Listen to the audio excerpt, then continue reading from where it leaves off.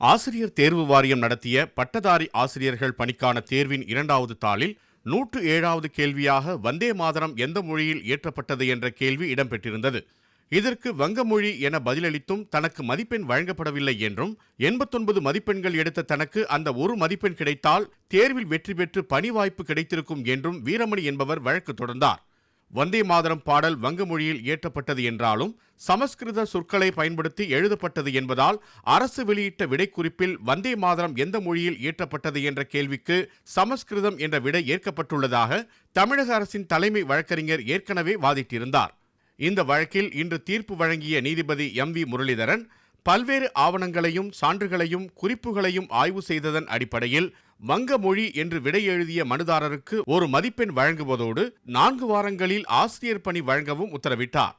வந்தே மாதரம் வெறும் பாடல் மட்டுமல்லாமல் மொழி இன வேறுபாடுகளை மறந்து இந்தியர் என்கிற தேசப்பற்றை வளர்க்கிற உணர்வு பூர்வமான விஷயம் என்றார். இதை கருத்தில் கொண்டு நீதிமன்றம் சில முக்கிய உத்தரவுகளை பிறப்பிப்பதாகவும் அவர் அறிவித்தார். அதன்படி அனைத்து பள்ளி கல்லூரிகள் உள்ளிட்ட கல்வி நிலையங்களில் திங்கள் அல்லது வெள்ளிக்கிழமை என வாரத்திற்கு ஒருமுறை வந்தே மாதரம் பாட வேண்டும். இதேபோல அரசு தனியார் நிறுவனங்களில் மாதத்திற்கு ஒருமுறை வந்தே மாதரம் பாட வேண்டும். வங்கம் அல்லது சமஸ்கிருத மொழி என்று கருதுபவர்கள் தமிழ் அல்லது ஆங்கிலத்தில் மொழிபெயர்த்து பாடலாம். இதை நடைமுறைப்படுத்துவதற்கு தலைமைச் செயலாளர் நடவடிக்கை எடுக்க வேண்டும் என்றும் நீதிபதி எம்.வி. முரளிதரன் உத்தரவிட்டுள்ளார்.